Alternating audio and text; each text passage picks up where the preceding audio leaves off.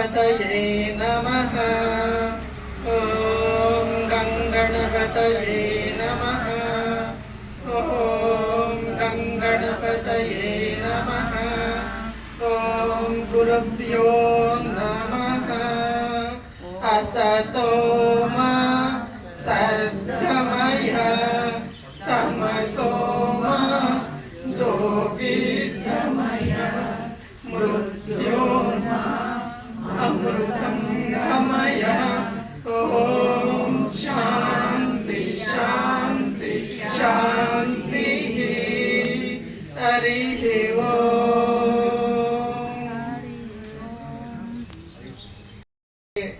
ಕಾಣಿಸ್ಕೊಳ್ಳಕ್ಕೆ time ಬಂದಾಗ ಬರ್ತಾರೆ. ನನಗೆ ಚಿಕ್ಕಂದ್ರಿಂದ ನಮ್ಮ ತಾಯಿಗೆ ಮದುವೆ ಆದ್ಮೇಲೆ 4 ವರ್ಷ ಮಕ್ಕಳಿರ್ಲಿಲ್ವಂತೆ. ನಮ್ಮ ಅಜ್ಜಿ ಗಲಾಟೆ ಮಾಡೋರಂತೆ, ನಮ್ಮ ತಂದೆಗೆ ಇನ್ನೊಂದು ಮದುವೆ ಮಾಡಬೇಕು. ನಮ್ಮಮ್ಮ ಲಕ್ಷ್ಮೀ ನರಸಿಂಹಸ್ವಾಮಿ, ನಮ್ಮ ದೇವರು 1030 ಮೆಟ್ಲು, 1305 ಮೆಟ್ಲು, 48 ದಿವಸ ಮೆಟ್ಲು ಪೂಜೆ ಮಾಡಿ ನನಗೆ ಜನ್ಮ ಕೊಟ್ಟಿದ್ದಾನೆ ನಮ್ಮ ತಾಯಿ. ನನಗೆ ಚಿಕ್ಕಂದ್ರಿಂದ ಏನಾದರೂ ಮಾಡಬೇಕು ಅನ್ನೋ ಇಷ್ಟ. ಅನಾಥಾಶ್ರಮ ಮಾಡಬೇಕು, ಈ ವಯಸ್ಸಾಗಿರೋರಿಗೆ ನೋಡ್ಕೋಬೇಕು, ಯಾರು ಸ್ಥಿತಿ ಕಡಿಮೆ ಇರೋ ಮಕ್ಕಳನ್ನ ತಂದು ಸಾಕಬೇಕು, ಇದೆಲ್ಲ ನನಗೆ ಚಿಕ್ಕಂದ್ರಿಂದ ತುಂಬ ಇಷ್ಟ ಇತ್ತು. ಈಗ ಎಲ್ಲದಕ್ಕಿಂತ ಇದೇ ಚೆನ್ನಾಗಿದೆ, ಇದು ಬಿಟ್ಟರೆ ಬೇರೆ ಏನೂ ಇಲ್ಲ, ಎಲ್ಲ ಇದೆ ಅಂತ ಗೊತ್ತಾಯಿತು. ಇದು ಭಗವಂತ ಯೂನಿವರ್ಸ್ ಕೊಟ್ಟಿರೋ ವರ ನನಗೆ, ನಮ್ದೇನೂ ಇಲ್ಲ. ಅತ್ತೆ ಮಾವಂದಿರಿದ್ರು, ಅವರ 103 ವರ್ಷ ನಮ್ಮ ಮಾವ ತೀರ್ಕೊಂಡಾಗ ಮಕ್ಕಳು ಆಫೀಸ್ಗೆ ಹೋಗ್ತಾ ಇದ್ರು, ಮನೆ ಗೃಹಿಣಿಯಾಗಿ ಜಾಬ್ ಮಾಡಿದೆ. ಈಗೊಂದು ನಾನೇ ಧ್ಯಾನಕ್ಕೆ ಬಂದಿದ್ದು ಜೂನ್ 13, 2001ರಲ್ಲಿ. ಏನೋ ಹಿಂಗೆ ಸ್ವಲ್ಪ ಮನೇಲಿ ಅಡೆತಡೆಗಳಾಯಿತು. ನಮ್ಮ ಮಾಮೂಲಿ ಸಹಜ ಜೀವನದಲ್ಲಿ ದುಡ್ಡಿದ್ರೆ ಹೇಗಿರ್ತಾರೆ, ಸ್ವಲ್ಪ ಕಷ್ಟಗಳು ಬಂದಾಗ ಹೇಗಿರ್ತಾರೆ ಜನ ಅನ್ನೋದು ತಿಳ್ಕೊಂಡೆ. ತುಂಬ ಮನಸ್ಸು ಬೇಸರ ಆಯಿತು, ತುಂಬಾನೇ ಬೇಸರ ಆಯಿತು ಮನಸ್ಸಿಗೆ. ಏನೋ ಬೇಕಿದೆ ನನಗೆ, ಏನು ಬೇಕು ಹುಡುಕ್ತಾ ಇದ್ದೆ. ನನಗೆ ಏನಾದರೂ ಮಾಡಬೇಕು, ಏನು ಬೇಕು ಇನ್ನೂ ಏನೋ ಬೇಕು ನನಗೆ ಅಂತ ಹುಡುಕ್ತಾ ಇದ್ದೆ. ಆವಾಗ ನಾನು ಯೋಗ ಕ್ಲಾಸ್ಗೆ ಹೋಗ್ತಾ ಇದ್ದೆ. ನಮ್ಮ ಯೋಗ ಮೇಡಮ್ ಇದು ಗುರು ಪೌರ್ಣಮಿಗೆ ಕರ್ಕೊಂಡು ಹೋಗೋರು ಕೆಂಪದೊಡ್ಡಿಗೆ, ಪಿರಮಿಡ್ ವ್ಯಾಲಿಗೆ. ಅಲ್ಲೆಲ್ಲ ಟ್ರೆಕ್ಕಿಂಗ್ ಮಾಡಿ ಧ್ಯಾನ ಯೋಗ ಮಾಡಿಕೊಂಡು ಮೆಡಿಟೇಷನ್ ಮಾಡಿಕೊಂಡು ಮಧ್ಯಾಹ್ನ ಅಲ್ಲೇ ನಮ್ಮ ಹತ್ರ ಕಲೆಕ್ಷನ್ ಮಾಡಿ ದುಡ್ಡು ಕೊಡೋರು, ಒಳ್ಳೆ ಊಟ ಹಾಕ್ತಾ ಇದ್ರು. ಅದು ಪಿರಮಿಡಲ್ಲಿ ಮಾಡಿಕೊಂಡು ಬರ್ತಾ ಇದ್ವಿ. ಅದು ಹಂಗಾಗಿ ನನಗೆ ಟಚ್ ಇತ್ತು. ಆಮೇಲೆ ಇಲ್ಲಿ ಎದುರುಗಡೆ ಸೆಡ್ಡಲ್ಲಿ ಒಂದು ಅಮ್ಮ ರುದ್ರಮ್ಮ ಅಂತ ಇದ್ರು. ಅವರ ಅಮ್ಮ ಇಲ್ಲಿ ಬಂದಿದ್ರು, ಪಿರಮಿಡ್ಗೆ ಹೋಗ್ಬಿಟ್ಟು ಬಂದ್ರು ಅವರು. ನಾನಿನ್ನ ಬರಲ್ಲಮ್ಮ, ಬರ್ತೀನೋ ಇಲ್ವೋ, ನಿನ್ನ ಮನೇಲಿ ಏನಿದೆಯೋ ಕೊಡು, ತಿನ್ಕೊಂಡು ಹೋಗ್ತೀನಿ ನಾನು ಅಂತ. ಮಲಗ್ಬೇಕು ನಾನು, ರಾತ್ರಿ ಎಲ್ಲ ಧ್ಯಾನ ಮಾಡ್ಕೊಂಡು ಬಂದೆ. ಮೇಲೋಗಿ ಮಾಡಿದೆ ಅಂತಂದ್ರು ಅವ್ರು. ಯಾವಾಗ ನಾನು ಮೇಲೋಗಿ ಮಾಡಿದೆ ಅಂತ ಹೇಳಿದ್ರು ಅವಾಗ ನನ್ಗೆ ಗೊತ್ತಾಗಿತ್ತು ಕಿಮ್ಸ್ ಎಂಬರ್ಗ್ ಹೋಗಿ ಮಾಡಿದ್ದಾರೆ ಅಂತ. ಎಲ್ಲಿ ಏನಂದ್ರೆ ಕಾನ್ಪುರದ ಹತ್ರ ಅಂತಂದ್ರು. ನಾನು ಅಡ್ರೆಸ್ ಕೇಳಿದೆ, ಹೌದೌದು ಅಲ್ಲೇ. ಆಮೇಲೆ ಕಿಂಗ್ಸ್ ಎಂಬರಲ್ಲಿ ಹೋಗಿ ಮಾಡಿದ್ದಾರೆ ಅನ್ನೋ ವಿಷಯ ಗೊತ್ತಾಯ್ತು ನನಗೆ. ತಕ್ಷಣ ನನಗದು ಬೀಜ ಹಾಕ್ತು, ತಲೆ ಬೀಜ ಬಿತ್ತು. ಆಮೇಲೆ ಹುಡುಕ್ದೆ ನಾನು ಅದನ್ನ. ಸುಮಾರು ಕಾಂಟ್ಯಾಕ್ಟ್ಗಳು, ಭಾಗ್ಯಮ್ಮ ತೀರ್ಕೊಂಡಿರೋದು ಇಲ್ಲಿ ಸುಮಾರು ಜನಕ್ಕೆ ಗೊತ್ತಿರ್ಬೋದು. ಆ ಅಮ್ಮನ ನಂಬರ್ ಇಸ್ಕೊಂಡು ಆ ಅಮ್ಮನಿಗೆ ಕಾಂಟ್ಯಾಕ್ಟ್ ಮಾಡಿದೆ. ಸುಮಾರು ದಿನ ಸತಾಯಿಸಿದ್ರು ಅವರು. ಆಮೇಲೆ ಹೇಗೋ ಕರ್ಕೊಂಡು ಹೋದೆ. ಇಲ್ಲಿ ಬಂದ್ಮೇಲೆ ಅಯ್ಯೋ ಇದು ನಾನು ಬಂದು ಹೋಗಿರೋ ಜಾಗ ಅಲ್ವಾ, ನನಗೇನೋ ಕನೆಕ್ಷನ್ ಅಲ್ಲಿ, ನಾನು ಇಲ್ಲೆಲ್ಲ ಓಡಾಡಿದ್ದೀನಿ, ಜನದಲ್ಲೆಲ್ಲ ಇಲ್ಲಿ ಓಡಾಡಿದ್ದೀನಿ ಅನ್ನೋ ಒಂದು ಫೀಲಿಂಗ್ ಬಂತು ಅಲ್ಲಿ ಹೋದ್ಮೇಲೆ ನನಗೆ. ಅದು ಕರೆಕ್ಟಾಗಿ ಬುದ್ಧ ಪೌರ್ಣಮಿ ನಾಳೆ ಸ್ಟಾರ್ಟ್ ಅನ್ನೋವಾಗ ಇವತ್ತು ನಾವು ಅಲ್ಲಿ ರೀಚ್ ಆದ್ವಿ. ಗುರುಗಳು ಅವ್ರಿಗೆ ಗೊತ್ತಾಗಿದೆ ಶರೀರ ಬಿಡ್ತಾ ಇದೀವಿ ಅನ್ನೋ ವಿಷಯ ಗೊತ್ತಾಗಿದೆ. ಅಖಂಡ ಧ್ಯಾನ ಇಟ್ಕೊಂಡಿದ್ರು 41 days, ಒಂದು ಮಂಡಲ. ನಾನು ಹೋಗಿದ್ದು ಕೊನೆ ದಿನ, ಆ ಧ್ಯಾನ ಕೊನೆ ದಿನ. ಅದುವರೆಗೂ ನಾನು ಪತ್ರಿಜಿ ಗುರುಗಳನ್ನ ನೋಡಿರ್ಲಿಲ್ಲ. ಆಮೇಲೆ ಅವ್ರಿಗೆ ಕೂಡ ನಾನು ಧ್ಯಾನ ಮಾಡಿಕೊಂಡೆ. ಆಮೇಲೆ ಊಟಕ್ಕೆ ಹೋದ್ವಿ. ಎಲ್ಲರೂ ಗುರುಗಳು ನೋಡ್ಬೇಕು ಅಂತ ಹೋಗ್ತಾ ಇದ್ರು. ಎಲ್ಲಿ ಯಾರು ಅಂತ ನಾನು ಹೋದೆ. ಈಗಾಗಲೇ ಅದು 2-3 ಸಲ ಹೇಳಿದ್ದೀನಿ. ಕೇಳಿರೋರಿಗೆ ಬೋರ್ ಆಗ್ಬೋದೇನೋ, ಕ್ಷಮೆ ಇರಲಿ, ಹೊಸಬ್ರಿಗೆ ಹೇಳ್ತಾ ಇದ್ದೀನಿ. ನಾನು ಹುಡ್ಕೊಂಡು ಹೋದಾಗ ಅವ್ರು ಊಟದ ಹತ್ರ ಹೋಗಿದ್ರು. ಊಟದ ಹತ್ರ ಅವರು ಫಸ್ಟ್ ಒಂದು 10 ಜನಕ್ಕೆ ಬಡಿಸ್ತಾರೆ, ಅಲ್ಲಿ ಹೋಗಿದ್ರು. ಆಮೇಲೆ ಹುಡ್ಕೊಂಡು ನಾನು ಅಲ್ಲಿ ಹೋಗಿದ್ದೆ. ಪತ್ರಿಜಿ ಗುರುಗಳನ್ನ ನೋಡಿದ ತಕ್ಷಣ ಕಣ್ಣಲ್ಲಿ ಜೋರಾಗಿ ನೀರು ಬಂದು, ಯಾಕಮ್ಮ ಅಳ್ತಾ ಇದ್ವಿ, ಏನು ಕೇಳಿಲ್ಲ ಅವನನ್ನು, ಯಾಕಮ್ಮ ಏನಾಯಿತು ಅಂತ. ಅವನು ನೋಡಿದ್ದೇನೆ ಫಸ್ಟ್ ಜೋರಾಗಿ ಹೊಡೆದು ಬಿಟ್ರು. ಇದೇನು ಗುರುಗಳು ಇವರು, ಇಲ್ಲೂ ಸರಿ ಇಲ್ಲ, ಇದು ಬೇಡ, ನಾವು ಮನೆಗೆ ಹೋಗ್ಬಿಡೋಣ ಅಂತೇಳಿ ಏನು ಹೊಡೆದ್ರಲ್ಲ ಅಂತ ಕೈ ಇಟ್ಕೊಂಡ್ರು. ಈ ಸೈಡು ಹೊಡೆದ್ರು, 2 ಸೈಡು ಹೊಡೆದ್ರು. ಇವರು ಸರಿ ಇಲ್ಲ, ಗುರುಗಳು ಸಮಾಧಾನ ಮಾಡ್ತಾರೆ, ಇವ್ರು ಹೊಡಿತಾ ಇದ್ದಾರೆ ಅಂತಲ್ಲಿ ಇಲ್ಲಿ ಕಾಫಿ ಡೇ ಮುಂದೆ ಹೋಗಿ ಕೂತ್ಕೊಂಡು ಜೋರಾಗಿ ಅಳ್ತಾ ಇದ್ದೆ. ಇಲ್ಲಿ ಕಳ ಹಿಂದ್ಗಡೆ ನಗ್ತಾ ಇದ್ದಾಳೆ. ಅವಳು ಬಂದ್ಬಿಟ್ಟು ಮಾಸ್ಟರ್ ಬಂದು ಆಯ್ತಾ ಹತ್ತಿದ್ದು ಅಂದ್ರು. ಇವಳು ಸರಿ ಇಲ್ಲ, ಇವಳು ಕೂಡ ಹಂಗೆ ಅಂತಾಳೆ, ನೋಡು ಅಳ್ತಾ ಇದ್ರೆ ಆಯ್ತಾ ಅಂತಾಳೆ. ಎಷ್ಟು ಕೊಬ್ಬು ನೋಡಿ ಇವಳಿಗೆ, ಯಾಕೆ ಏನಾಯ್ತು ಅಳ್ತಾ ಇದೆಯಾ ಅಂತ ಕೇಳ್ದಿರ ಅಂತ ಅನ್ಕೊಂಡೆ. ಆಮೇಲೆ ನನ್ನ ಜೊತೆಲಿ ಬಂದಿರೋರು ರೂಮ್ ಕೀ ಅವ್ರು ಇಟ್ಕೊಂಡು, ಕೆಪ್ದೊಡ್ಡ ಊರಲ್ಲಿ ರೂಮ್ ಮಾಡಿದ್ವಿ. ಕೀ ಕೊಟ್ರೆ ನಾವು ಮನೆಗೆ ಹೋಗ್ಬಿಡೋಣ ಅಂತೇಳಿ ಅವ್ರಿಗೆಲ್ಲ ಫೋನ್ ಮಾಡ್ತಾ ಇದ್ದೆ. ಯಾರು ಫೋನ್ ತೆಗ್ದಿಲ್ಲ. ಆಮೇಲೆ ಇವ್ರು ಬಂದು ಆಯ್ತು ಹತ್ತಿದ್ದು ಅಂತ ಅಂದ್ರು ಕಳ. ಆಮೇಲೆ ಕಳ ಹೇಳಿದ್ರು, ಎಷ್ಟೋ ಜನ ಹೊಡೆಸ್ಕೊಳಕ್ ಕಾಯ್ತಾ ಇದ್ರು, ನಿನ್ನ ಅದೃಷ್ಟ ಹೊಡೆದಿದ್ದಾರೆ, ನಿನ್ನ ಕೈಯಲ್ಲಿ ಏನೇನೋ ನಡಿಬೇಕಾಗಿದೆ. ಸಾಯಂಕಾಲ ಇಲ್ಲಿ ಸೇವೆ ಮಾಡೋರಿಗೆ ಆಗ ಲಿಸ್ಟ್ ತಗೊಳ್ತಾರೆ, ನೀನು ಹೋಗಿ ಹೆಸರು ಕೊಡು, ಸೇವೆ ಮಾಡು, ಆಮೇಲೆ ನಿನ್ಗೇನು ಅನ್ಸುತ್ತೋ ಅದು ಮಾಡು ಅಂದರು. ನಾನು ಹೋಗಿ ಸೇವೆ ಮಾಡೋಕ್ಕೆ ಅಲ್ಲಿ ನೆನ್ಪು ಕೊಟ್ಟು ಸೇವೆ ಮಾಡಿ ಮೆಡಿಟೇಷನ್ ಮಾಡಿದೆ. ಅಲ್ಲೆಲ್ಲ ದೊಡ್ಡ ದೊಡ್ಡ ಗುರುಗಳೇ ಬಾಯಲ್ಲಿ ಕೇಳಿಸ್ಕೊಂಡೆ, ಆತ್ಮಹತ್ಯೆ ಪಾಪ, ನಾನು ಅಲ್ಲಿಂದ ಬಂದು ಇರಬಾರ್ದು ಅಂತ ನನಗೆ ಬೇಕಾಗಿರೋ ಏರ್ಪಾಟುಗಳೆಲ್ಲ ಇಲ್ಲಿ ಮಾಡಿಬಿಟ್ಟು ಹೋಗಿದ್ದೆ. ಪಿರಮಿಡ್ಗೆ ಹೋಗಿ ಬಂದು ನಾನಿನ್ನು ಇರಬಾರ್ದು ಅಂತೇಳಿ. ಆಮೇಲೆ ಅಲ್ಲಿ ಹೋದ್ಮೇಲೆ ಎಲ್ಲ ಗುರುಗಳು ಆತ್ಮಹತ್ಯೆ ಮಹಾಪಾಪ ಎಲ್ಲ ಹೇಳ್ತಾ ಇದ್ರು. ಈ ಜನ್ಮದಲ್ಲಿ ಏನಿದೆಯೋ ನಾವು ತೀರಿಸ್ಕೊಂಡು ಹೋಗ್ಬೇಕು, ಬಿಟ್ಟೋದ್ರೆ ಮತ್ತೆ ಬಡ್ಡಿ ಸಕ್ಕರೆ ಬಡ್ಡಿ ಸೇರಿಸಿ ಮತ್ತೆ ತೀರಿಸ್ಬೇಕಾಗತ್ತೆ, ಮತ್ತೆ ಇನ್ನೊಂದು ಜನ್ಮ ಎತ್ತಬೇಕಾಗತ್ತೆ ಅಂತ ಕೇಳಿಸ್ಕೊಂಡೆ. ಅಲ್ಲಿಂದ ಬಂದೆ, ಅಲ್ಲಿ ಸೇವೆ ಮಾಡಿದೆ, ಧ್ಯಾನ ಮಾಡಿಕೊಂಡೆ. ಚೆನ್ನಾಗಿ ಅಲ್ಲಿ ಗೌರವ ಕೊಟ್ಟರು ಸೇವೆ ಮಾಡಿದವ್ರಿಗೆ. ನನಗೂ ಸನ್ಮಾನ, ಒಂದು ಕೆಂಪು ಶಾಲು ಸನ್ಮಾನ ಮಾಡಿದ್ರು, ಹಾಕಿ ಸರ್ಟಿಫಿಕೇಟ್ ಎಲ್ಲ ಕೊಟ್ಟರು. ಎತ್ಕೊಂಡು ಬಂದೆ ಮನೆಗೆ.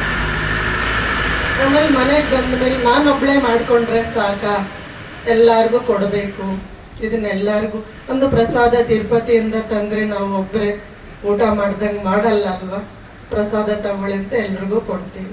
ಇದು ಕೂಡ ಮಹಾಪ್ರಸಾದ, ಮಹಾಪ್ರಸಾದ ಇದು, ಕರಗದೆ ಇರೋಷ್ಟು ಪ್ರಸಾದ ಇದು.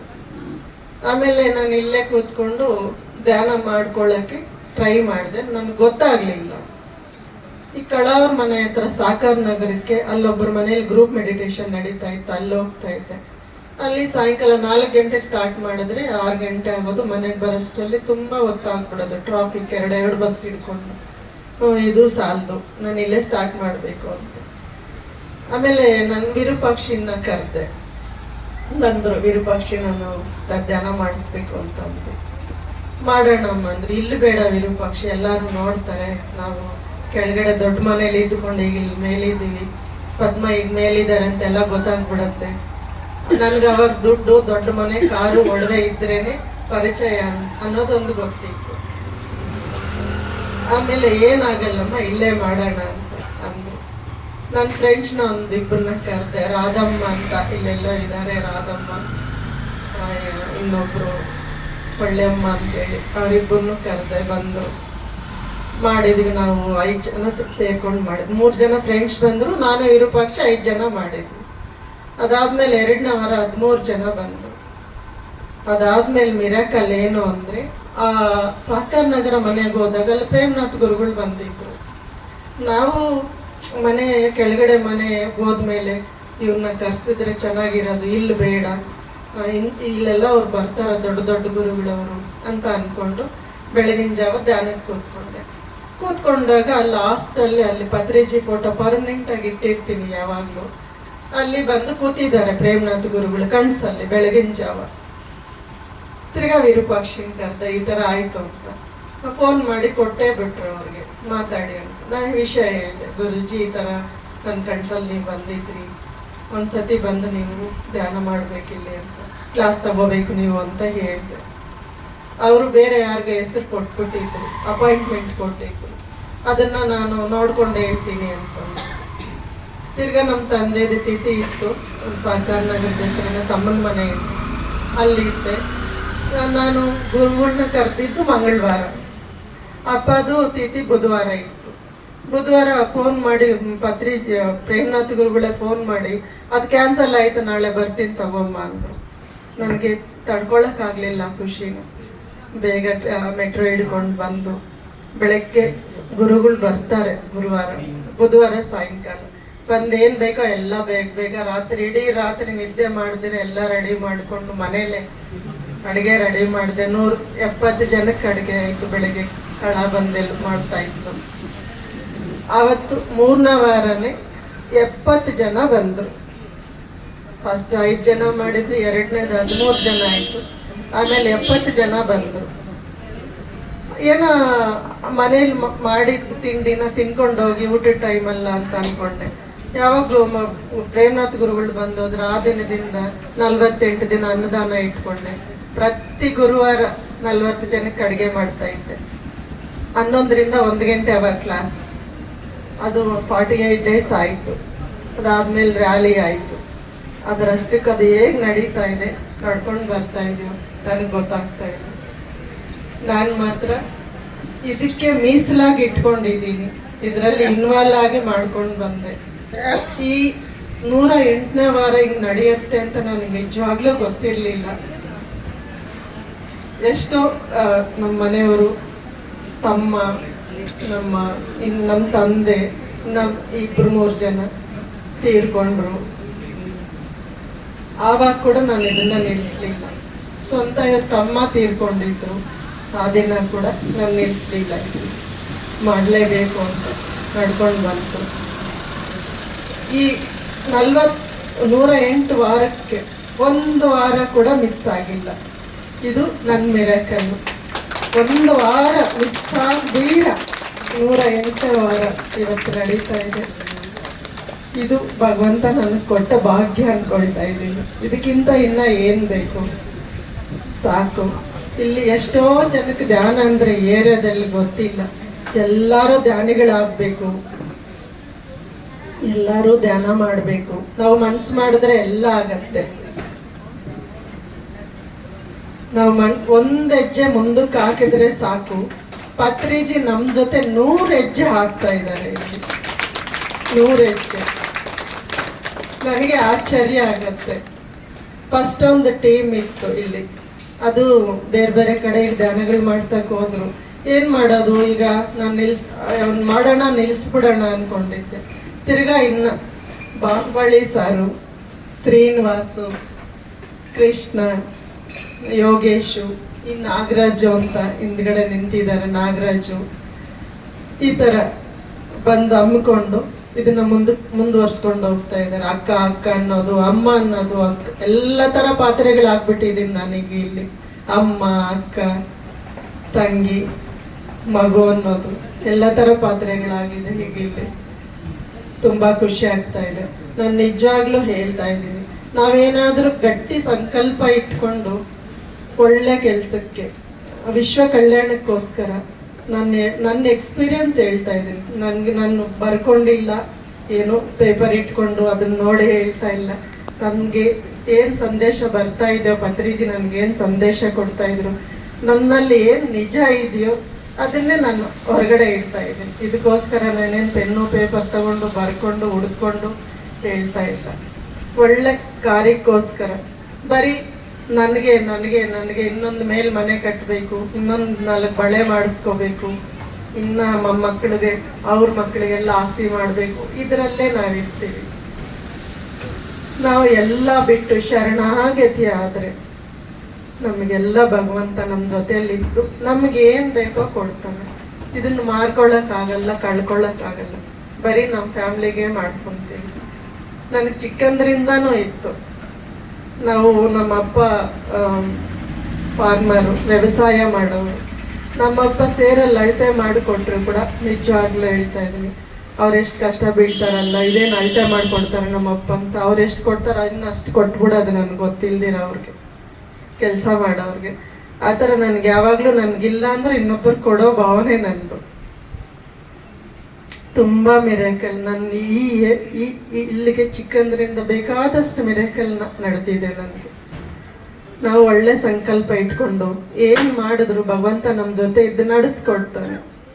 ಬರೀ ನಮಗೆ ಅಂತ ಮಾಡ್ಕೊಳ್ದಿರ ವಿಶ್ವ ಕಲ್ಯಾಣಕ್ಕಾಗಿ ನಾವು ಮಾಡೋಣ. ಈ ಜಗತ್ತು ಧ್ಯಾನ ಜಗತ್ತಾಗಬೇಕು, ಪಿರಮಿಡ್ ಜಗತ್ತಾಗಬೇಕು. ಇದೇ ಪಾತ್ರಿಜಿ ಸಂಕಲ್ಪ ಕೂಡ. ಇದನ್ನ ನಾನು ತಿಳ್ಕೊಂಡಿದ್ದೀನಿ, ಚೆನ್ನಾಗಿ ತಿಳ್ಕೊಂಡಿದ್ದೀನಿ ನಾನಿದು. ನಮ್ಮ ಯಜಮಾನ್ರು ಲಾಸ್ಟಲ್ಲಿ ಕೂತಿದ್ದಾರೆ, ಎಷ್ಟೋ ಸತಿ ಹೇಳಿದ್ದೀನಿ ವಿಷಯ. ಅವ್ರು 2-3 ಸತಿ 4 ಸತಿ ICU ಕೂಡ ಹೊರಗಡೆ ಬಂದರು. ಲಾಸ್ಟ್ ಟೈಮ್ ನಾನು ತುಂಬಾನೇ ಹೇಳಿದ್ದೀನಿ ಅವ್ರ ಬಗ್ಗೆ. 12 ದಿವಸ ICUನಲ್ಲಿದ್ದರು. ಡಾಕ್ಟ್ರು ಟೈಮ್ ಕೂಡ ಕೊಟ್ಟಿದ್ರು, ಇನ್ನು ಏರ್ಪಾಟ್ಗಳೇನು ನಿಮ್ಮ ಕ್ಯಾಸ್ಟಲ್ಲಿ ಏನಿದೆಯೋ ಮಾಡ್ಕೊಳ್ಳಿ, ನಾಳೆ 9 ಗಂಟೆವರೆಗೂ ಮಾತ್ರನೇ ಪ್ರಯತ್ನ ಪಡ್ತೀವಿ, ಅದು ನಮಗೆ ಗೊತ್ತಿಲ್ಲ ಅಂತಂದರು. ಬುಧವಾರ ಸಾಯಂಕಾಲ 9 ಗಂಟೆಗೆ. ನನಗೆ ಗೊತ್ತಿಲ್ಲದೇನೆ ನಮ್ಮ ತಮ್ಮ ಅವ್ರವ್ರು ಮಾತಾಡ್ಕೊಂಡು ನಾನು ಎಮೋಷನಲ್ ಆಗ್ತೀನಿ ಅಂತೇಳಿ, ಪ್ಲೀಸ್ ಅಳ್ಬೇಡಿ, ಪ್ಲೀಸ್ ಕಂಟ್ರೋಲ್ ಮಾಡ್ಕೊಂಡು. ನಮ್ದ್ರಲ್ಲಿ ಉಪನಯನ ಇಲ್ದಿರ, ಜಂಜ್ವರ ಇಲ್ದಿರ ಅಪ್ಪ ಅಮ್ಮನಿಗೆ ಏನು ಮಾಡಂಗಿಲ್ಲ. ನನ್ನ ಮಗನಿಗೆ ಉಪನಯನ ಹಾಸ್ಪಿಟ್ಲಲ್ಲೇ ಉಪನಯನ ಮಾಡಕ್ ಕೂಡ ಎಲ್ಲ ತಗೊಂಡು ಬಂದ್ಬಿಟ್ಟಿದ್ರು. ಆಮೇಲೆ ಎಲ್ಲ ಹೂವು ಹಾರ ಹಣ್ಣುಗಳು ಎಲ್ಲ ತಗೊಂಡು ಒಳಗೆ ಬರ್ತಾ ಇದ್ದಾರೆ ಕಾರಲ್ಲಿ ಇಟ್ಕೊಂಡು. ಇವ್ರವ್ರ ಕಡೆಯವರೆಲ್ಲ ನೋಡ್ಕೊಂಡು ಹೋಗಿ ಆದ್ಮೇಲೆ ನಮ್ಮ ತಾಯಿ ಮನೆಯವ್ರ ಕಡೆಯವರು ಏನು ಅಂದರೆ ಆಮೇಲೆ ಕೂರಿಸ್ಕೊಂಡು ವಿಷಯ ಹೇಳಿದ್ರು, ನೀನು ಧ್ಯಾನ ಮಾಡ್ತಾ ಇದೀಯಾ, ನಿನಗೆ ಗೊತ್ತಿರಬೇಕು, ಅದಕ್ಕೆ ಈಗ ಹೇಳ್ತಾ ಇದ್ದೀವಿ, ಅರ್ಥ ಮಾಡ್ಕೊ. ಅಪ್ಪನ ಉಳ್ಸೋಕ್ಕೆ ನಾವು ಎಷ್ಟು ಪ್ರಯತ್ನಗಳು ಮಾಡಿದ್ದೀವಿ, ಆದರೆ ನಮ್ಮ ಕೈಯಲ್ಲಿ ಇಲ್ಲ. ಈಗ ನೀನು ಧ್ಯಾನ ಮಾಡ್ತಾ ಇದ್ದೆ, ಇದ್ರ ಬಗ್ಗೆ ನಿನಗೆ ಚೆನ್ನಾಗಿ ಗೊತ್ತಿರ್ಬೋದು, ನೀನೇ 4 ಜನಕ್ಕೆ ಕೇಳೋ ಅಂತ ಬೆಳೆದಿದೆಯಾ ಅಂತ ಹೇಳಿದ್ರು. ನಾ ಹೇಳಿದೆ, ಏನೋ ಬೇಡ, ಅಪ್ಪ ಮನೆಗೆ ಬರ್ತಾರೆ, ಮನೇಲಿ ಮಾಡೋಣ. ಇಲ್ಲೇನು ಅವರು ಕಣ್ಣು ಮುಚ್ಕೊಂಡು ಮೈ ಮೇಲೆ ಧ್ಯಾನ ಇಲ್ದ ಇರೋವಾಗ ಏನಾದ್ರು ಮುಟ್ಟಿಸೋದಂತೆ, ವೀಲ್ ಮನ್ಸು ತಳ್ಕೊಂಡು ಬಂದು ಅಲ್ಲಿ ಗಣೇಶನ್ ಇಟ್ಟಿದ್ರು, ಅದೆಲ್ಲ ಅಲ್ಲಿ ಮಾಡಬೇಕು ಅಂತ ಅರೇಂಜ್ ಮಾಡಿದ್ರು. ಏನೋ ಮಾಡೋದು ಬೇಡ ಅಂತೇಳಿ ಹೇಳಿದೆ ನಾನು. ಎಲ್ಲ ಆಯಿತು, ಎಲ್ಲ ICUಗೆ ಹೋಗಿ ಬರೋದು ಮಲಗೋದು. ನಮ್ಮ ಟೀಮ್ನವರೆಲ್ಲ, ನಮ್ಮ ಬಾಹುಬಳಿ, ಕೃಷ್ಣ, ರಮೇಶ್ ಸಾರು ಅಂತ ಬೇಕಾದಷ್ಟು ಜನ ಬಂದಿದ್ರು. ಬಂದು ನನಗೆ ಧೈರ್ಯ ಹೇಳಿ ಬಂದರು ಅವರೆಲ್ಲ, ನೀನು ಧೈರ್ಯ ಮಾಡ್ಕೊಮ್ಮ, ಅವ್ರ ಶರೀರ ಸ್ಪಂದಿಸ್ತಾ ಇಲ್ಲ ಮೆಡಿಷನ್ಗೆ, ನೀನು ಧೈರ್ಯ ಮಾಡ್ಕೊ ಅಂತ. ಸರಿ, ನನ್ನ ನಂಬಿಕೆ ಇತ್ತು. ಎಲ್ಲ ಆಯಿತು. ಆಮೇಲೆ 12 ಗಂಟೆ ಮೇಲೆ ನನ್ನ ಮಕ್ಳು ಇಡ್ಲಿ ತಂದು ತಿಂದರು, ನನಗೆ ಕೊಟ್ಟರು. ನಾನು ಬೇಡ, ಟೀ ತಂದು ಕೊಡಿ ಅಂದೆ. ಟೈಮ್ ನೋಡ್ತಾ ಇದ್ದೀನಿ, ಬೆಳಗ್ಗೆ ಗುರುವಾರ ಅಲ್ವಾ, ಧ್ಯಾನ ಇಲ್ಲಿ ಧ್ಯಾನ ಮಾಡ್ಬೇಕಲ್ಲ, ಹಾಸ್ಪಿಟ್ಲಲ್ಲಿ ಇದ್ರೆ ಧ್ಯಾನ ಯಾರು ಮಾಡ್ತಾರೆ? ವಿರೂಪಾಕ್ಷಿ, ಬೇಡಮ್ಮ ದಯವಿಟ್ಟು ಹಠ ಮಾಡಬೇಡಿ, ನಾಳೆ ಬೇಡ ಅಂದು. ಇಲ್ಲ ವಿರೂಪಾಕ್ಷಿ, ನಿನ್ನ ಟೈಮಿಗೆ ನೀನು ಬಾ ಅಂತೇಳಿ 3 ಗಂಟೆಗೆ ನನ್ನ ಮಗಳಿಗೆ ಗಾಡಿ ಮಾಡ್ಕೊಡಕ್ಕೆ ಹೇಳಿ ಬಂದೆ. ನಾನು ಒಬ್ಬಳೇ ಹೋಗ್ತಾ ಇದ್ದೀನಿ, ಮಗಳು ಬಂದು ಮಾಮೂಲಿ ಇಲ್ಲೆಲ್ಲ ಗುಡಿಸಿ ಒರೆಸಿ ಕ್ಲೀನ್ ಮಾಡಿಕೊಂಡು ಸ್ನಾನ ಮಾಡಿಕೊಂಡು ಮತ್ತೆ ಪುನಃ 40 ಜನಕ್ಕೆ ಕಡೆಗೆ ಆಯ್ತು.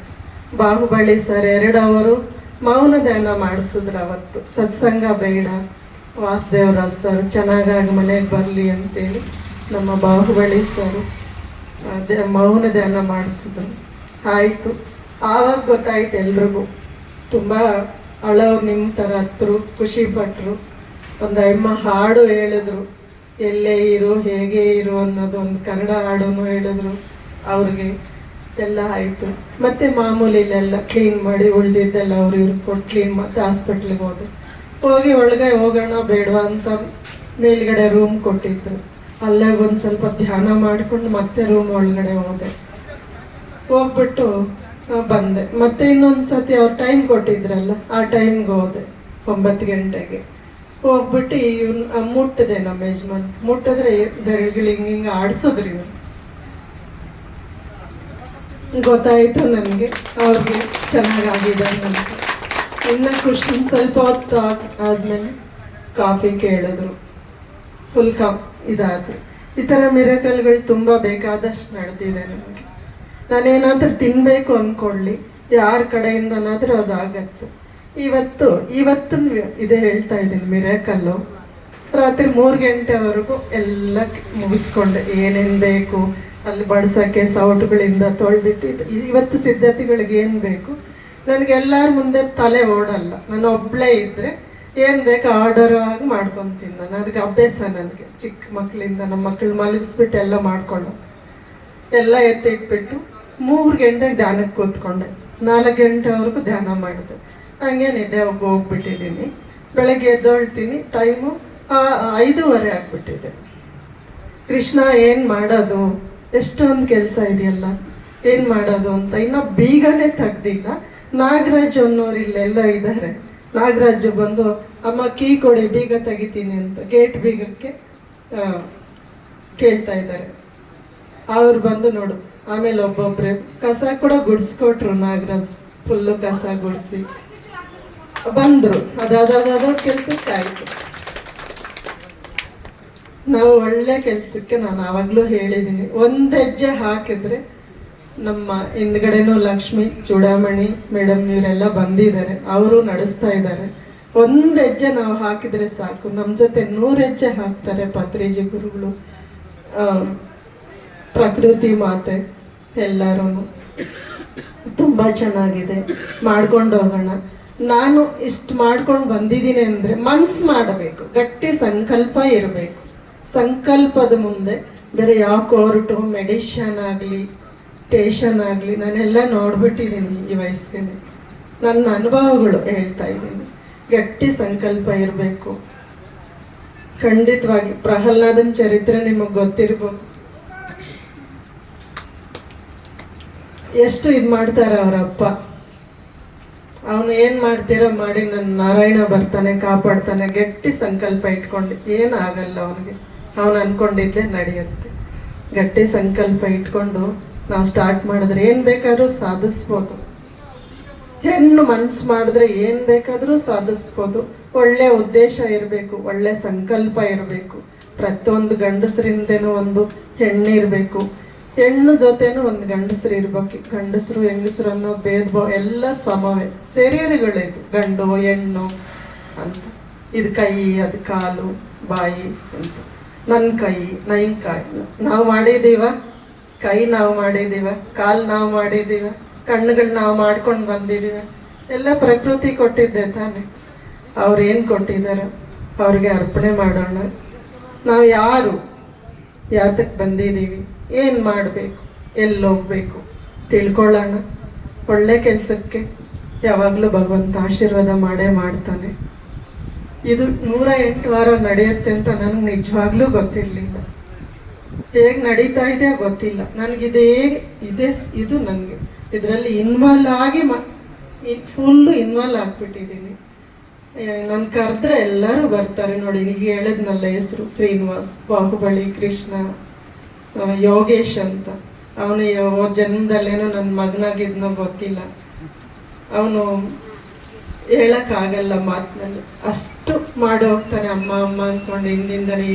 ಈ ಮಕ್ಕಳು ಹೆಂಗೆ 3 ವರ್ಷದ ಮಕ್ಕಳು ಅಮ್ಮ ಅಮ್ಮ ಅಂದ್ಕೊಂಡು ತಿರ್ತಾರೆ ಹಿಂದಿಂದನೇ, ಹಂಗಿರ್ತಾನೆ.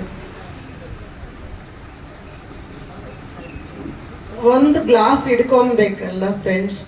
ನಿಮ್ಗೆ ಎಲ್ಲ ದೊಡ್ಡವರಿದ್ದೀರಾ, ಅನುಭವಸ್ಥರಿದ್ದೀರಾ, ನಿಮ್ಗೆ ಹೇಳೋಷ್ಟು ದೊಡ್ಡವಳಲ್ಲ ನಾನು. ಒಂದು ಗ್ಲಾಸ್ ಹಿಡ್ಕೊಬೇಕಂದ್ರೆ 1 ಬೆರಳಲ್ಲಾಗಲ್ಲ, 2 ಬೆರಳಲ್ಲೂ ಆಗಲ್ಲ. 5 ಬೆರಳು ಸೇರಿದ್ರೆ ನೋಡಿ ಇದನ್ನ ಹಿಡ್ಕೊಳ್ಳಕ್ ಆಗ್ತಾ ಇದೆ. 5 ಬೆರಳಿಲ್ಲ ಅಂದ್ರೆ ಇದು ಹಿಡ್ಕೊಳ್ಳಕ್ ಆಗಲ್ಲ. ಪ್ರತಿಯೊಂದೂ ಅಷ್ಟೇ. ಎಲ್ಲರೂ ಸೇರಿ ಮಾಡೋಣ. ಎಲ್ಲರೂ ಸೇರಿದ್ರೇನೆ ಅದಕ್ಕೊಂದು ಕಳೆ ಬೆಳೆ. 2 ಕೈ ಸೇರಿದ್ರೇನೆ ಚಪ್ಪಾಳ ಅನ್ನೋದು ಗೊತ್ತಿದೆಯಲ್ಲ, ಎಲ್ಲರಿಗೂ ಗೊತ್ತಿರೋ ವಿಷಯನೇ. ಎಲ್ಲರೂ ತಮ್ಮ ಮನೆಗಳಲ್ಲೂ ಮಾಡ್ಕೊಳ್ಳಿ. ಇವತ್ತೊಂದಿನ ಇಲ್ಲಿ ಬಂದು ಹೋಗೋದು, ಮತ್ತೆ ಅದನ್ನ ಟೈಮ್ ಇಲ್ಲ ಅನ್ನೋದು. ಫಸ್ಟ್ ಟೈಮ್ ಇಲ್ಲ ಇರತ್ತೆ. ಟೈಮ್ ಬೆಳಗ್ಗೆಯಿಂದ ಎಲ್ಲದಕ್ಕೂ ಇರುತ್ತೆ. ಇದಕ್ಕೆ ಹಾಕಿರಲ್ಲ ಟೈಮು. ಬೆಳಗ್ಗೆ ಎದ್ದಿದ ತಕ್ಷಣ ಇವತ್ತಿನ ದಿನಚರಿಗಳು ಏನಿದೆಯೋ ನಾವು ಮೈಂಡಲ್ಲಿ ಲೀಸ್ಟ್ ಮಾಡ್ಕೊಳ್ತೀನಿ. ನಂದು ಹೇಳ್ತಾ ಇದ್ದೀನಿ. ಇವತ್ತು ಏನು ಮಾಡಬೇಕು, ಏನು ತರಬೇಕು, ಯಾರನ್ನ ನೋಡಬೇಕು, ಏನೇನು ಮಾಡಬೇಕು ಅಂತ ಫಸ್ಟ್ ಒಂದು ಪಟ್ಟಿ ಮಾಡ್ಕೊತೀನಿ ನನ್ನ ಮೈಂಡಲ್ಲಿ. ಭಗವಂತನ ನಾನು ಮಾತೆತ್ತಿದ್ರೆ ಭಗವಂತ ಭಗವಂತ ಅವಳು ನೀನಿಲ್ದಿರ ನಾನಿಲ್ಲ, ನಾನು ಬರೀ ನಿಮಿತ್ತ ಅಷ್ಟೇ, ನೀನೇ ಎಲ್ಲ, ನಾನೇನೂ ಇಲ್ಲ, ಎಲ್ಲ ನೀನೇ ಅಂದ್ಕೊಂಡು ಬೆಳಗ್ಗೆ ಎದ್ದು ಇವತ್ತಿನ ದಿನಚರ್ಯಗಳು ನನ್ನ ಕೈಯಲ್ಲಿ ಆಗೋದೇ ಇಲ್ಲ, ಒಂದೊಂದಿನ ಎದ್ದೊಳಕ್ಕೆ ಆಗಲ್ಲ. ಇಲ್ಲಿವರೆಗೂ ನಾನು ನಡ್ಸ್ಕೊಂಡು ಬಂದಿದ್ದೀನಿ. ನನಗೆ 58 ನಡೀತಾ ಇದೆ. ಇಲ್ಲಿವರೆಗೂ ನಾನು ನಡೆಸಿದ್ದೀನಿ. ಇನ್ನು ಮುಂದಕ್ಕೆ ನನಗಾಗಲ್ಲ. ನನ್ನ ಕೈ ಹಿಡ್ಕೊಂಡು ನೀನು ನಡೆಸು, ನೀನು ಶರಣಾಗತಿ ಆಗ್ತಾ ಇದ್ದೀನಿ, ನನ್ನ ಕೈ ಹಿಡ್ಕೊಂಡು ನೀನು ನಡೆಸು, ನನ್ನ ಮುಂದೆ ಇದ್ದು ದಾರಿ ತೋರಿಸು, ಹಿಂದೆ ಇದ್ದು ಕಾಪಾಡು ಅಂತೇಳಿ ಫಸ್ಟ್ ನಾನು ಧ್ಯಾನ ಮಾಡಿಕೊಂಡೆ ಮನ್ಸದ ಮೇಲಿಂದ ಇಳಿತೀನಿ. ಲೇಟ್ ಆದರೂ ಪರವಾಗಿಲ್ಲ, ಬೇಗ ಬೇಗ ಆಗ್ಬಿಡುತ್ತೆ ಕೆಲ್ಸಗಳು. ತಿರುಗಿ ಸಾಯಂಕಾಲ ರಾತ್ರಿ ಅಷ್ಟೆ. ಬೆಳಗ್ಗೆಯಿಂದ ಯಾರನ್ನಾದ್ರೂ ನಾನು ನೋಯಿಸಿದ್ರೆ ಕ್ಷಮಿಸು, ಜೀವಕೋಟಿಗೂ ಕ್ಷಮೆ ಇರಲಿ ಅಂತ ಕೇಳ್ಕೊಳ್ತೀನಿ ನೈಟು ಮಲಗುವಾಗ. ಈ ಥರ ನಂದು ಬೆಳಗ್ಗೆ ಎದ್ದರೆ ನಾನು ನೈಟು ಸ್ಟವ್ ಕೂಡ ಎಷ್ಟು ರಾತ್ರಿ 12 ಗಂಟೆ ಆಗಲಿ, ಫಸ್ಟ್ ನಮ್ಮದು ಜೀವನ ಸ್ಟಾರ್ಟ್ ಆಗೋದೇ ಸ್ಟವ್ವಿಂದ. ಅನ್ನಪೂರ್ಣೇಶ್ವರಿ ಸ್ಟವ್. ರಾತ್ರಿ 12 ಗಂಟೆ ಆಗಲಿ ಸ್ಟವ್ ಒರೆಸಿ ಕುಂಕುಮ ಇಟ್ಟು ಚಿಕ್ಕ ರಂಗೋಲಿ ಹಾಕಿ ನಾನು ಮಲಗೋದು. ತಿರುಗಿ ಬೆಳಗ್ಗೆ ಎದ್ದರೆ ನಾನು ಹಾಲು ಕಾಯಿಸ್ತೀನಿ. ಮನೆ ಹೊಸದಾಗಿ ಸೊಸೆ ಬಂದಾಗ ಹೇಗ ಹಾಲು ಕಾಯಿಸ್ತಾಳೆ, ತಿರುಗಿ ದಿನ ಗೃಹ ಪ್ರವೇಶದ ದಿನ ಹಾಲು ಕಾಯಿಸ್ತೀವಿ. ಅದೇ ಸಾಲದು ನನಗೆ. ದಿನ ಎದ್ದರೆ ಗೃಹ ಪ್ರವೇಶನೇ, ಪ್ರತಿದಿನ ಗೃಹ ಪ್ರವೇಶ. ಬೆಳಗ್ಗೆ ಎದ್ದು ಹಾಲು ಕಾಯಿಸ್ತೀನಿ ನಾನು. ಆಮೇಲೆ ಬೇರೆ ಕೆಲಸಗಳನ್ನ ನೋಡ್ತೀನಿ. ನಮಗೆ ಇಲ್ಲದೆ ಇದ್ರೂ ಯಾರಿಗಾದ್ರೂ ಕೊಡಬೇಕು, ಮನೆಗೆ ಬಂದವ್ರನ್ನ ನಗ್ನಾಗ್ತಾ ಮಾತಾಡಿಸ್ಬೇಕು. ಇದೊಂದು ನನ್ನ ಪ್ರಿನ್ಸಿಪಲ್ಲು. ಈ ಅವಕಾಶ ಕೊಟ್ಟಿದ್ದಕ್ಕೆ ಪತ್ರಿಜಿ ಗುರುಗಳಿಗೆ ಎಷ್ಟು ಕೋಟಿ ನಮಸ್ಕಾರಗಳು ಮಾಡಿದ್ರು ಸಾಲದು. ಕೋಟಿ ಕೋಟಿ ಕೋಟಿ ನಮಸ್ಕಾರಗಳು ಪತ್ರಿಜಿ ಗುರುಗಳಿಗೆ. ಇನ್ನ ಇರೋ ಎಲ್ಲ ಗುರುಗಳಿಗೂ ಕೋಟಿ ನಮಸ್ಕಾರಗಳು. ಈ ಅವಕಾಶ ಕೊಟ್ಟಿದ್ದಕ್ಕೆ, ಈ ಯೂನಿವರ್ಸ್ಗೆ, ನಮ್ಮ ತಾಯಿ ತಂದೆಗೆ, ನಿಮ್ಮೆಲ್ಲರಿಗೂ ನನ್ನ ಆತ್ಮ ಪ್ರಣಾಮಗಳು. ನಮ್ಮನ್ನ ಚಿಕ್ಕ ಮಗುವಿಂದ ಮಗುನ್ ಕೂಡ ಮಾಸ್ಟರ್ ಅಂತ ಕರೆಯೋದು ಪತ್ರಿಜಿ ಒಬ್ಬರು ಮಾತ್ರನೇ. My dear friends, masters, gods ಅಂತ ಚಿಕ್ಕ ಮಗು ಕೂಡ ನಮಸ್ಕಾರ ಮಾಡೋದು. ಅಂತ ದೊಡ್ಡ ಮಹಾನ್ ಭಾವರು. ಅವರು ಒಬ್ಬೊಬ್ರಿಗೋಸ್ಕರ ಎಷ್ಟೆಷ್ಟು ದೂರ ನಡ್ಕೊಂಡೋಗಿ ಧ್ಯಾನ ಹೇಳ್ಕೊಟ್ಟಿದ್ದಾರೆ. ಈಗ ತುಂಬ ಈಜಿ ಇದೆ ಟೆಕ್ನಾಲಜಿ, ನಡ್ಕೊಂಡು ಹೋಗೋಷ್ಟಿಲ್ಲ. ಟ್ರೈನು ಬಸ್ಸಲ್ಲಿ ಹೋಗ್ಬೇಕು ಅನ್ನಿಲ್ಲ, ಫೋನ್ ಇದ್ರೆ ಸಾಕು, ಇಂಟರ್ನೆಟ್ ಇದ್ರೆ ಸಾಕು, ಎಲ್ಲ ನಡೆಯುತ್ತೆ. ಇವಾಗ ಎಲ್ಲರೂ ಧ್ಯಾನ ಮಾಡೋಣ. ಇದು ಸುವರ್ಣ ಕರ್ನಾಟಕ ಮಾಡೋಣ. ನಾನು ಹೇಳಿದ್ನಲ್ಲ, ಧ್ಯಾನನ ಬಿಡಬೇಡಿ. ಎಷ್ಟೋ ಒಂದಷ್ಟು ಜನಕ್ಕೂ ಇಲ್ಲಿಂದ ಒಳ್ಳೇದಾಗಲಿ ಅನ್ನೋ ಒಂದು ಭಾವನೆಯೇ ನಂದು. Thank you. ನಮಸ್ತೆ.